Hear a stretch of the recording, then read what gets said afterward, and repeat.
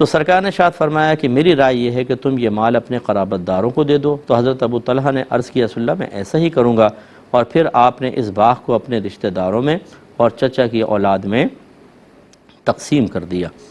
یہ بڑی بات ہے۔ اب دیکھیے ہمیں بھی اس پر عمل کرنے کی کوشش کرنی چاہیے کہ اپنی بعض اوقات بہت زیادہ بڑی چلیں چیز نہیں، پسندیدہ چیز صدقہ کر دیں۔ خواتین جیسے ہیں، 2 سوٹ ہیں، ایک بڑا پسند آ رہا ہے کم، کبھی قربانی دے لیں کہ اللہ تیری رضا کی خاطر جو زیادہ پسند آ رہا ہے نا، یہ میں نے کسی کو رشتہ دار کو دے دیا، چلے۔ کبھی کبھار، میں نہیں کہتا ہوں ہر دفعہ آپ ایسا کریں، یہ بہت مشکل ہے، کبھی کبھار یہ چلیں یوں کہہ دیتے ہیں زندگی میں ایک بار تو کر لیں کہ جو سب سے پسندیدہ چیز ہے وہ اللہ کے لیے کسی کو دے دی جائے۔ اگلے باب کی طرف آتے ہیں، باب وکالت الامین فی الخزانۃ ونحوہا، امانت دار آدمی کو خزانے وغیرہ کا وکیل بنانے کا باب۔ حدیث نمبر ہے 2319، اور حضرت ابو موسیٰ رضی اللہ تعالی عنہ اس کے راوی ہیں۔ وہ نبی کریم صلی اللہ علیہ وسلم سے روایت کرتے ہیں کہ آپ نے فرمایا امانت دار خازن وہ ہے جو خرچ کرتا ہے، اور بعض اوقات یہ بھی فرمایا کہ جس شخص کو جس چیز کے دینے کا حکم دیا جائے وہ اس کو پورا خوشی سے دیتا ہے، اور جسے دینے کا حکم دیا جائے تو وہ بھی صدقہ کرنے والوں میں سے ایک ہے۔ مراد یہ ہے کہ سرکار نے خزانچی جو ہوتے ہیں ان کی تعریف فرمائی اس کی کہ جو اس کا مکمل حق ادا کرے۔ تو ایک تو ہوتا ہے جیسے پہلے دور کے حاکم اسلام کے خزانچی ہوا کرتے تھے، تو وہ آرڈر کرتے تھے بھئی فلاں غریب کو اتنا مال دے دو، فلاں کو اتنا دے دو، فلاں کو اتنا دے دو۔ تو اگر وہ بعض اوقات لکھت پڑھت بھی نہیں تھی، شروع کے دور میں تو نہیں تھی، اعتماد اور وعید سنا دیا کرتے تھے اگر خیانت کرو گے تو آخرت میں یہ سزا ہوگی، تو خوف خدا کے ساتھ عمل کرتے تھے۔ تو اب یہ سرکار ان کی تعریف فرما رہے ہیں کہ خزانچی اگر خازن دیانت دار ہے، اس کو جہاں کہنے کا جہاں صدقہ کرنے کا حکم دیا وہاں پورا صدقہ کرے گا تو اس کو بھی صدقے میں سے ثواب مل جائے گا۔ حالانکہ صدقہ یہ خود نہیں کر رہے تو وکیل ہے، لیکن اس کو بھی ثواب ملے گا۔ اسی طرح مسجدوں کے خزانچی ہوتے ہیں، اسی طرح ویلفیئر کے جو ادارے ہوتے ہیں ان کے خزانچی ہوتے ہیں، اگر یہ دیانت دارانہ کام کریں تو میرے آقا صلی اللہ علیہ وسلم کی اس دعا اور نگاہ عنایت کے مستحق ہوں گے۔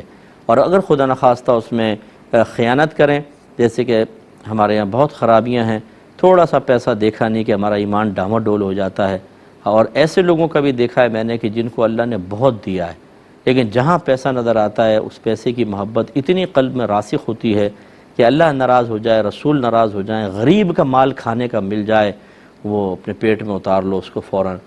چند ہزار کے لیے، چند لاکھ کے لیے اپنے ایمانوں کو خطرے میں ڈال دیتا ہے آدمی، کروڑ پتی آدمی ہے لیکن ایسی صورتحال، بخل کا عالم یہ ہے، لالچ کا عالم یہ ہے، یہ غلط چیزیں ہوتی ہیں۔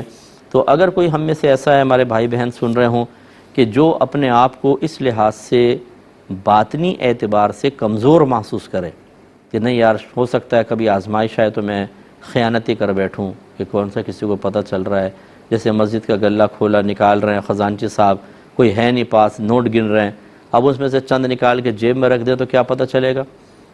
لیکن کسی کو پتہ نہیں چلے گا، اللہ کو تو پتہ ہے نا۔ اور یہ لوگوں نے مسجد کے لیے چندہ دیا ہے، آپ کی جیب میں ڈالنے کے لیے تو نہیں دیا، تو پھر اس میں آخرت میں گرفت ہوگی۔ تو اس لیے ایسا ہرگز نہیں کرنا چاہیے۔ اگر کوئی سمجھتا ہے کہ میں اپنے پر کنٹرول نہیں کر سکوں گا تو اسے اس آزمائش میں پڑنا ہی نہیں چاہیے۔ ہمارے امام اعظم ابو حنیفہ رضی اللہ تعالی عنہ کو جب عہدہ قضا پیش کیا گیا، قاضی شہر بڑا مقام رکھتا تھا کہ بھی آپ فیصلے کریں، لوگوں کے درمیان جھگڑے سنیں، فیصلے کریں۔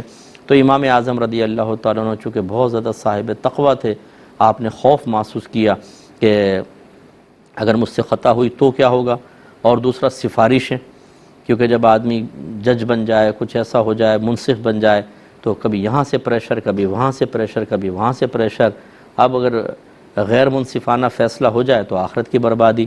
تو آپ نے صاف منع کر دیا تھا میں اس منصب کو نہیں لوں گا، جس پر خلیفہ نے ناراض ہو کر آپ کو جیل میں بھی ڈال دیا تھا، اور سنا ہے کہ کوڑے بھی مارے تھے، اتنا کہ آپ کے بلڈ نکل آیا تھا، وقت کا امام اتنا بڑا، لیکن آپ نے وہ عہدہ قبول نہیں کیا۔ یہ مطلب ایک تقویٰ ہوتا ہے، پرہیزگاری کی، یار اس خطرے میں کیوں ہاتھ ڈالوں۔ اور اگر بہرحال مجبوری ہے آپ کی تو پھر پوری دیانتداری کے ساتھ کام کریں۔ اپنے بچوں کے پیٹ میں حرام پہنچانے کا کوئی فائدہ نہیں ہے، اس دنیا کی چند ٹکے یہیں رہ جائیں گے۔ کتنے عرصے انسان خرچ کر لیتا ہے، جو یہ بڑے کرپشن وغیرہ کر کے پیسہ بنا لیتے ہیں، کوئی کی پوسٹ پر بیٹھ گئے، رشوتیں لینا، سب کچھ، بینک بیلنس ایک تو وہ ظاہر نہیں کر سکتے کیونکہ پکڑ دھکڑ ہو جاتی ہے، چھپا کے رکھنا پڑتا ہے، کھل کے خرچ نہیں کر سکتے کہ لائٹ میں آ جائیں گے بھئی اتنا پیسہ کہاں سے خرچ کر رہا ہے۔ اس کا مطلب ہے صرف جمع کرنے کے لیے ہم نے خیانت کی تھی اور حسرت کے ساتھ دیکھ کر مر جاتے۔ بچے عیش کر رہے ہوتے ہیں اس کے اوپر، اور بچہ بھی اگر اسی پوسٹ پر آ گیا پھر وہ بھی سسکتی ہوئی زندگی گزارے گا کہ پوری زندگی اس مال کو استعمال نہیں کر سکتا، بس ایک اطمینان قلب ہے جی مال بہت پڑا ہوا ہے۔ کیا فائدہ ایسے اربوں روپے کا کہ جس کو حسرت سے دیکھ کے آپ مر جائیں، پھر آپ کا بیٹا بھی اس طرح دیکھ کے مرے، اس کا بیٹا بھی دیکھ کر مرے۔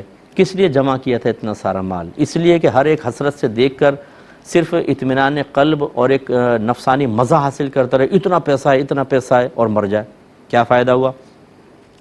اس سے بہت بہتر نہیں تھا کہ اگر حلال بھی تھا تو اللہ کی راہ میں بہت زیادہ خرچ کر لیتے، کچھ رکھتے بھی جیسے میں ترغیب دیتا ہی ہوں، اور خدا نہ خواستہ حرام تھا تو فوراً سے پیشتر اس کے وبال سے اپنی جان چھڑائیں، مرنے کے بعد تو پاسبل نہیں ہو سکتا۔ اللہ تعالی ہم سب کو عمل پیرا ہونے کی توفیق عطا فرمائے۔ تو یہ کتاب الوکالہ ہماری ختم ہوئی۔